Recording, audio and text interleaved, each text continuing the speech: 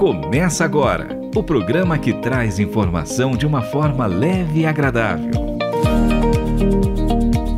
O Conversa Franca está no ar.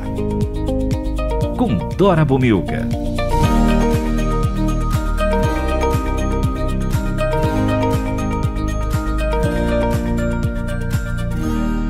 Que bom estar novamente com você para mais um Conversa Franca. E hoje eu recebo novamente o Dr. Fábio Cabral de Freitas. Ele voltou, já veio falar sobre doações de órgãos, mas agora o tema é transplante, uma nova oportunidade de vida.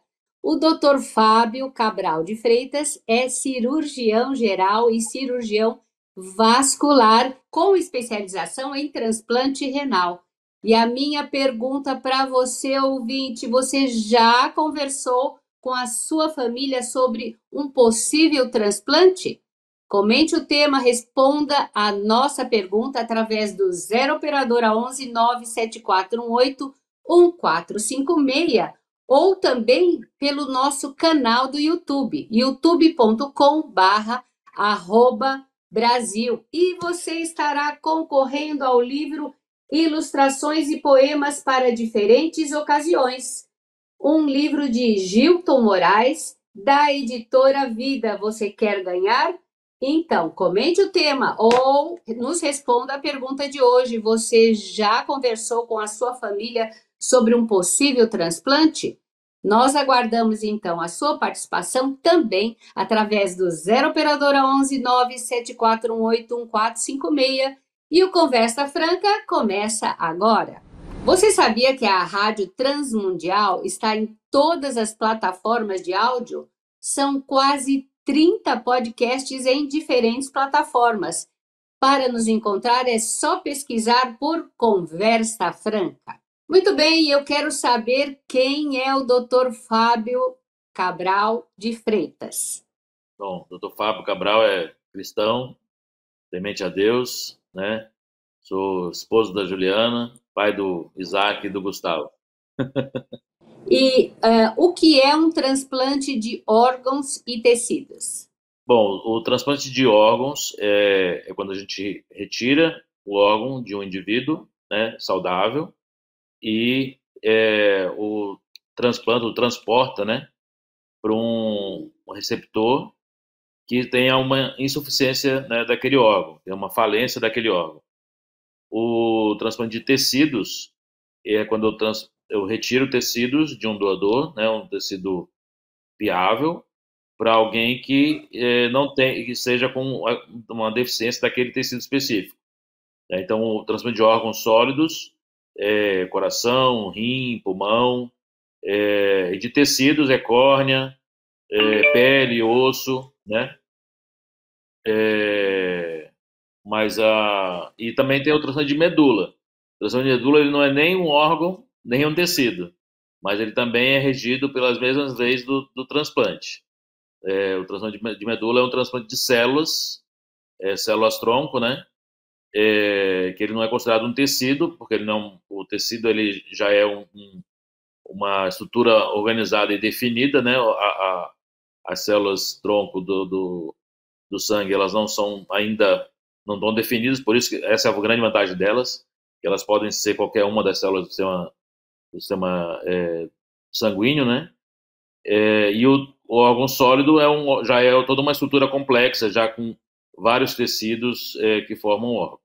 Agora, pode-se afirmar que o transplante é um procedimento seguro? Sim, é um procedimento muito seguro.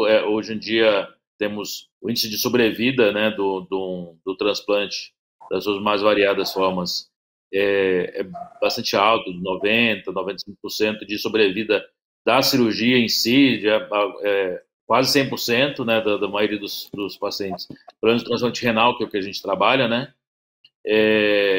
mas a cirurgia é muito segura, até porque hoje em dia a gente só vai colocar para a cirurgia pacientes que tenham condições da cirurgia. É lógico, tem situações que o paciente é a única chance dele, ele acaba optando, né, porque também depende do paciente querer ser submetido ao transplante, mesmo que não seja numa situação ideal, como uma última alternativa, né? Já aconteceu isso com a gente, de pacientes que estavam tão mal em diálise que eles acabam optando por tentar o transplante, mesmo não estando numa condição ideal, né? Mas de maneira geral, é uma cirurgia muito segura, sim. Agora, no caso do apresentador Faustão, o transplante de rim, até a realização deste programa, ainda não começou a funcionar. Isso é comum acontecer? Porque ele teve o que a gente chama de DGF, que é a função do enxerto atrasada, né? O DGF é o termo em inglês, Delayed Graft Function. É comum, a gente já vivenciou, né, de ter pacientes que demoraram um mês e meio para abrir a torneira, que a gente chama, né? Geralmente é por conta tanto de problemas do rim doado, então às vezes o rim doado não estava em condições tão boas quanto se imaginava, né? Ou geralmente associado com rejeição, né? Então teve algum quadro de rejeição no começo, e até você conseguir estabilizar o tratamento dos imunossupressores, ou se rim sofreu algum tipo de dano. Assim, é difícil dizer porque nós não somos a equipe que está acompanhando, né? Mas pela nossa experiência, com tanto tempo acho que deve ter quase 2 meses de transplante, é difícil que esse rim tenha uma função adequada. A nossa experiência lá no Samaritano, a gente já teve casos, o paciente demorou um mês e um pouquinho, mas e geralmente isso, o rim que veio é um rim que não estava tão bom quanto se imaginava. Agora, existe um grupo de profissionais que se reúnem para discutir e decidir sobre o tema transplante e campanhas de esclarecimento? Sim. No Brasil tem a BTO, né, que é a Associação Brasileira de Transplante de Órgãos, que assim como existem as sociedades de especialidade, né, a Sociedade de Anestesiologia, a Sociedade de Ortopedia, a BTO tem essa função é uma associação de profissionais, médicos, enfermeiros, fonoaudiólogos, terapeutas, profissionais de saúde de maneira geral, que se reúnem em congressos, né, para debater o assunto, o tema do transplante de órgãos. E a BTO também atua fomentando esse tipo de debate na sociedade, né? Então, existem campanhas. O mês de setembro é o mês do doador de órgãos, que a gente procura divulgar e está nas mídias tentando fortalecer esse debate público, né? E o nosso tema hoje, transplante, uma nova oportunidade de vida. O Dr. Fábio Cabral de Freitas voltou aqui no Conversa Franca para falar especificamente mais sobre transplante. O Dr. Fábio Cabral de Freitas é cirurgião geral e também cirurgião vascular com especialização em transplante renal. E hoje tem prêmio, o livro Ilustrações e Poemas para Diferentes Ocasiões, um livro de Gilton Moraes, da editora Vida. Mas para isso, para ganhar, você precisa comentar o tema ou responder a pergunta de hoje. Você já conversou com a sua família sobre um possível transplante? Você pode comentar através do 0 operadora 11 97418 1456 ou você pode usar o chat do nosso YouTube, youtube.com/RTM Brasil. Então, nós aguardamos a sua participação. Quem sabe esse livro vai ser o seu. E o nosso tema hoje, transplante, uma nova oportunidade de vida. A minha pergunta para o Dr. Fábio. Recentemente ocorreu o primeiro transplante de rim de porco, geneticamente modificado para um humano. Este procedimento pode se tornar rotineiro? Essa é a nossa esperança. Foi um transplante lá nos Estados Unidos, inclusive foi um brasileiro que fez o transplante. E é justamente a fronteira aí do conhecimento na área do transplante. Na verdade, assim, a nossa esperança estava no rim modificado de porco, né? Ou também tinha outro pesquisador trabalhando com um rim biônico na Califórnia. Esse rim biônico depois não saiu mais nada na mídia, a gente acredita que deve ter meio parado as pesquisas durante a pandemia, a gente não sabe o que aconteceu. Mas o futuro do transplante é justamente isso, são outras maneiras de você fabricar um órgão, né, especificamente para cada doador, né, que aí você consegue, no caso do porco, eles suprimiram alguns genes do porco, né, que poderiam causar rejeição e fizeram o transplante. Então, o primeiro caso ainda, a ciência tem o seu tempo, né, então até tem que fazer mais casos, avaliar se realmente é melhor do que o transplante que a gente tem atualmente, qual o risco a longo prazo. Então, mas a nossa esperança é de que cada vez mais a gente tenha isso disponível. Aí a gente não vai mais precisar nem do doador falecido e nem do doador vivo. Uau! Os brasileiros terão mais resistência, em aceitar esse procedimento, doutor Fábio? Olha, eu acredito que não, viu, Dora? Porque assim, é lógico, é tudo uma questão de comunicar, né, de explicar, porque o porco ele já é usado hoje em dia na medicina quando é estudo de material, né? Então, assim, as pesquisas são feitas, tem muita pesquisa feita em porco, as técnicas cirúrgicas são aprimoradas em porco, né? Então, a cirurgia videolaparoscópica, por exemplo, que é uma cirurgia que hoje em dia é corriqueira, todo mundo faz, ela foi desenvolvida e testada em porco antes. O treinamento dos cirurgiões era em porco, né? Porque você não vai fazer um treinamento em seres humanos, né? Até você desenvolver a habilidade, era uma técnica nova, né? Então, se fazia em porco. Então, o porco é um animal que se reproduz muito rápido, então isso ajuda, nessas situações. Então, acho que, e assim, o Brasil, apesar de existe um conceito de que o porco é um animal sujo e tal, mas o brasileiro, de maneira geral, não tem tanta restrição quanto outras culturas, né? Tem culturas que têm uma restrição muito maior a essa questão do animal do que o brasileiro. Agora, qual a melhor alternativa? Doação com doador vivo ou com doador morto? Assim, do ponto de vista para o sistema, né, a melhor é do doador falecido, né? Porque assim, o doador vivo, ele é uma pessoa saudável, né? Então, e você fazer uma cirurgia numa pessoa saudável sempre tem implicações. Primeiro, toda cirurgia tem seu risco. Por mais simples que seja, toda cirurgia tem seu risco. Então, eu submeter uma pessoa saudável a um risco de uma cirurgia, que não é uma cirurgia pequena, né? É uma cirurgia que tem um impacto no dia a dia da pessoa.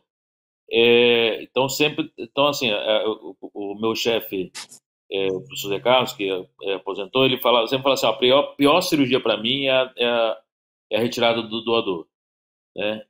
E eu concordo com ele.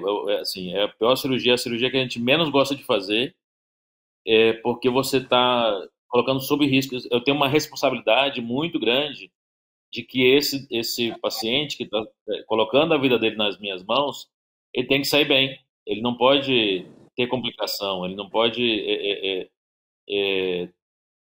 sair pior do que ele entrou, entendeu? Então, do ponto de vista para o sistema e para o receptor, o rim de doador vivo é melhor. O rim de doador falecido, né? A única coisa é que, assim, o doador vivo, o órgão tá, tipo, o tempo de isquemia, né, que a gente fala que é o tempo de isquemia fria, é muito curto. Então, assim, o órgão vai funcionar mais rápido, entendeu? Não necessariamente vai funcionar melhor, mas ele vai funcionar mais rápido. Mas vale a pena esse risco, né? Então, assim, hoje em dia a gente acaba usando o doador vivo só quando não tem doador falecido, né? E, assim, às vezes o paciente ou o paciente vai se beneficiar muito de ter o transplante logo, entendeu? Mas geralmente a maioria dos pacientes fica um tempo na fila de doador falecido, aí não apareceu ninguém, aí acaba recorrendo a algum doador vivo. Crianças acabam transplantando muito rápido, mesmo no doador falecido. Então as crianças a maioria das vezes acabam transplantando com o doador falecido. Bom, agora a minha pergunta, que é a pergunta para o nosso ouvinte também, para ganhar o livro Ilustrações e Poemas da Editora Vida. Dr. Fábio vai explicar qual o papel desempenhado pela família quanto à doação. Ela pode ir contra a vontade do doador? Quem deles decide? Então, a família é essencial, né? Por mais que a, a pessoa deixe registrado que quer ser um doador, se a família não quiser autorizar, a doação não irá acontecer. Então, e quem decide é o parente mais próximo. Quem que é o parente mais próximo? Depende de cada situação. Então, quem é casado é o cônjuge, né? Quem tem filhos e é viúvo, por exemplo, são os filhos. Quem não tem filhos, os pais, né? Quem não tem pais nem filhos, os irmãos. Então, é sempre o parente mais próximo. Na situação, isso é o que diz a lei. Na situação real, se alguém da família mais próxima, então, às vezes a esposa quer, mas os pais não querem. Teoricamente, poderia doar, mas por ter alguém da família que é próximo contra, acaba não doando. Então, é importante que exista uma conversa com toda a família, para que todo mundo saiba qual que é o seu desejo, para que quando você morrer, a família respeite a sua vontade, entendeu? Para que exista essa manifestação, para que a família realize o último desejo da pessoa. Então, qual é a importância da família conversar sobre doação de órgão? De que forma isso facilita? A importância é total, facilita justamente nessa abordagem, porque a diagnóstico de morte cerebral não é fácil, né, de você abordar isso com a família. A família tem muita dificuldade de entender que aquela pessoa que está ali, o coração está batendo, ela está vendo, né, aquele monte de apito tá numa emergência de hospital ou numa UTI, né? Ele coloca a mão no paciente, ele está quente. É difícil essa família entender que aquele paciente morreu, porque a morte cerebral é uma morte, ela é irreversível, né? Lógico que a gente tem, nosso público cristão às vezes tem dificuldade de entender, porque a morte, sim, a morte cerebral ela é igual à morte cardíaca, né? Uma parada cardíaca. A diferença é que ao invés do coração parar, quem parou foi o cérebro. Ela é uma lesão irreversível. Mas Deus pode curar. Assim, Deus pode curar, Deus ressuscitou Lázaro, Jesus ressuscitou Lázaro, né? Mas então se Deus quiser que ressuscite, vai ressuscitar mesmo depois da doação. Então, os milagres de Deus se manifestam para a glória dele, né? Então, assim, por que vai deixar de fazer uma doação? Porque você está na dúvida de que aquela morte cerebral aconteceu. Então, se você tem dúvida, peça para Deus confirmar em seu coração, entendeu? Então, assim, é importante, muito importante que a família converse sobre isso para entender que o nosso sistema de transplante é sério. As pessoas, inclusive o médico que faz um diagnóstico de morte cerebral, ele é muito criterioso, porque ele sabe que ele está determinando uma morte. Ele fala assim, e é muito fácil você dar um diagnóstico de morte cardíaca. Vai lá, o coração está parado, morreu. Agora, a morte cerebral não é tão fácil. Mas, então, assim, os médicos que fazem um diagnóstico de morte cerebral, eles são criteriosos, porque é uma responsabilidade que você tem. Agora, qual é o maior inimigo do transplantado? É a rejeição. A rejeição é assim, o nosso sistema imunológico, né? Deus criou a gente de uma maneira, por isso que eu costumo brincar assim que o médico que é ateu, ele tem que ser mais crente do que eu. Ele tem que ser mais, ele tem que usar mais a fé do que eu, porque assim o nosso sistema é tão perfeito que o ser humano não consegue nem imitar, de tão complexo que é. Então, assim, quando a gente faz um transplante, você não é igual a mim, né? Eu não sou igual aos meus irmãos, nasceram do mesmo pai e da mesma mãe. Então, assim, mesmo gêmeos idênticos que têm a mesma carga genética, a rejeição é menor, mas durante a vida eles vão sendo expostos a situações, vão mudando um pouco da sua característica genética. E a gente cria anticorpos contra tudo que não é a gente. Tudo que entra no nosso organismo, que não é nosso, a gente vai criando anticorpo, né? Então, quando a gente transplanta, eu estou colocando um monte de célula diferente do indivíduo dentro dele. Então, o organismo dele vai atacar aquele órgão, aqueles tecidos. Então, o tratamento com a imunossupressão é justamente para evitar que esse sistema imunológico ataque esse órgão. É lógico que o tratamento não é 100%, não existe, até porque eu não consigo barrar 100% do sistema imunológico, senão a pessoa fica também totalmente vulnerável, né? O ajuste da dose é uma coisa muito sensível, assim.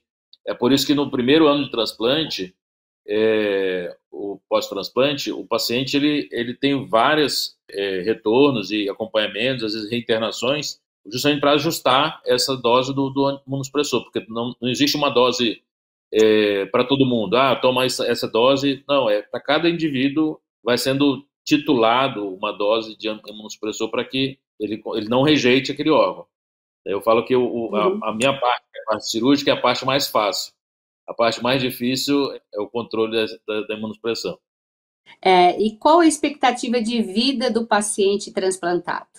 Olha, a gente sempre mede a expectativa de vida em sobrevida do enxerto e sobrevida do paciente, né? Então, o enxerto, de maneira geral, o renal, no caso, depende muito de cada órgão, né?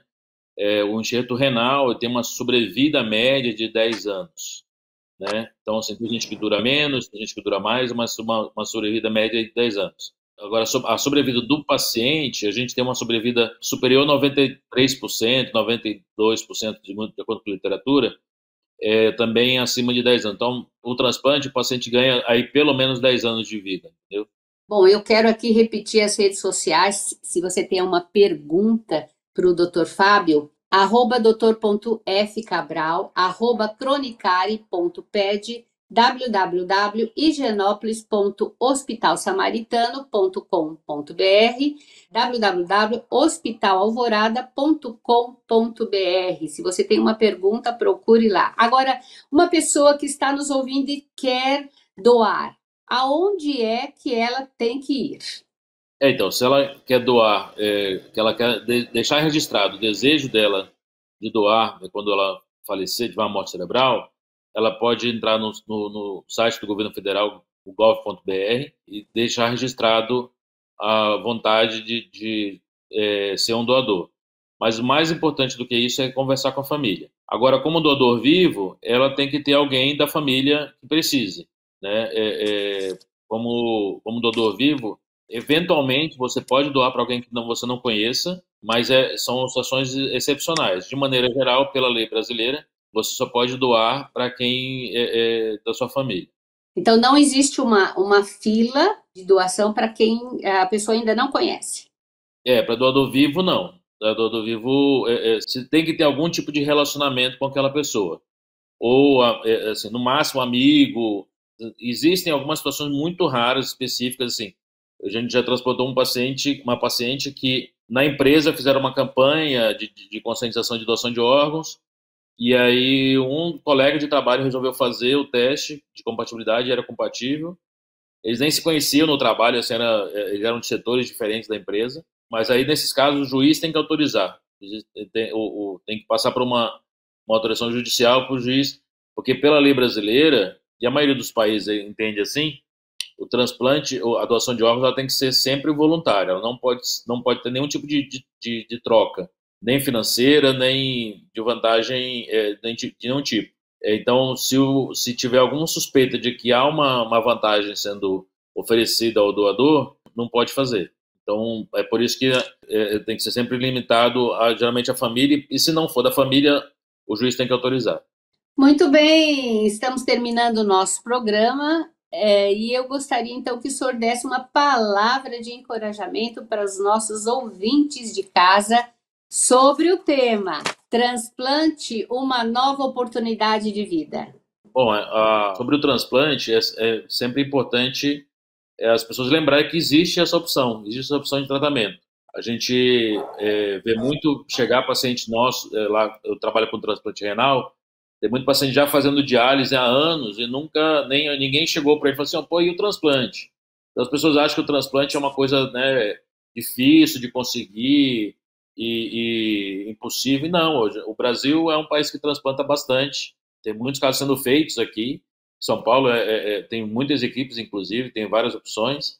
Então, lembrar que existe essa opção. Se você tem um órgão insuficiente, tem o pulmão já está parando de funcionar, o coração parando de funcionar, converse com o seu médico sobre a opção de transplante. Se os rins não estão parando de funcionar também, converse com o seu médico, com o seu nefrologista, sobre a opção do transplante. O transplante é uma excelente alternativa, não é um milagre, não é uma cura perfeita, porque a cura perfeita só vem de Deus, mas é uma excelente alternativa.